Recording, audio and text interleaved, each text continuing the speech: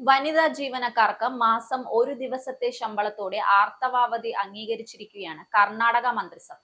സർക്കാർ ഓഫീസുകൾ, സ്വകാര്യ കമ്പനികൾ, വ്യവസായ മേഖലകൾ എന്നിവിടങ്ങളിലെ വനിതാ ജീവനക്കാർക്ക് മാസം ഒരു ദിവസത്തെ ശമ്പളത്തോടു കൂടിയ ആർത്തവാവധി അനുവദിക്കുന്ന പീരിയഡ്സ് ലീവ് പോളിസി 2025 കർണാടക സർക്കാർ അംഗീകാരം നൽകിയത്. ഒരു വർഷത്തിൽ ആകെ 12 ദിവസത്തെ ആർത്തവാവധിയാണ് ഈ നയം വഴി ലഭിക്കുക. വ്യാഴാഴ്ച മുഖ്യമന്ത്രി സിദ്ധരാമയ്യയുടെ അധ്യക്ഷതയിൽ ചേർന്ന മന്ത്രിസഭാ യോഗത്തിലാണ് സുപ്രധാനമായ ഈ നയം ചർച്ച ചെയ്ത് അംഗീകരിച്ചത്.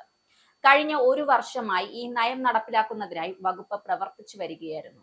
ധാരാളം എതിർപ്പുകളും വിവിധ വകുപ്പുകൾ തമ്മിൽ കൂടിയാലോചനകളും ഇതിനകം നടന്നിരുന്നു. എന്നാൽ സ്ത്രീകളുടെ അവസ്ഥ മനസ്സിലാക്കിയാണ് ഈ നയം വീണ്ടും മുന്നോട്ട് വെച്ചത്.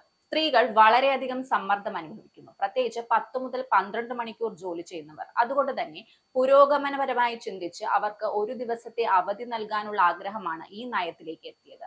ഇത് ദുരുപയോഗം ചെയ്യപ്പെടില്ലെന്ന് പ്രതീക്ഷിക്കുന്നതായും നിയമങ്ങളിൽ എന്തെങ്കിലും കൂട്ടിച്ചേർക്കേണ്ടതുണ്ടെങ്കിൽ വരും ദിവസങ്ങളിൽ അത് ചർച്ച ചെയ്യുമെന്നും കർണാടക തൊഴിൽ മന്ത്രി സന്തോഷ് ലാഡ് വ്യക്തമാക്കി.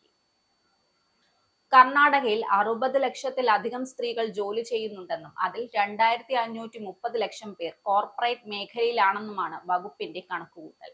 നിയമം പ്രാബല്യത്തിൽ വരുന്നതിന് മുമ്പ് എല്ലാ തൊഴിലുടമകളുമായി വകുപ്പ് ഒരു ബോധവൽക്കരണ യോഗം നടത്താൻ സാധ്യതയുണ്ട്.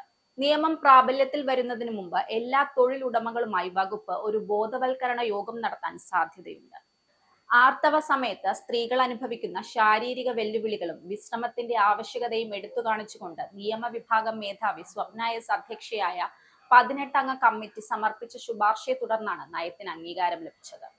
വസ്ത്രനിർമ്മാണ മേഖല പോലുള്ള സ്ത്രീകളെ ആശ്രയിക്കുന്ന വ്യവസായങ്ങളിൽ ഉണ്ടാകാവുന്ന പ്രത്യാഘാതങ്ങൾ ഉൾപ്പെടെയുള്ള ഗുണദോഷങ്ങൾ സർക്കാർ അവലോകനം ചെയ്തിരുന്നു.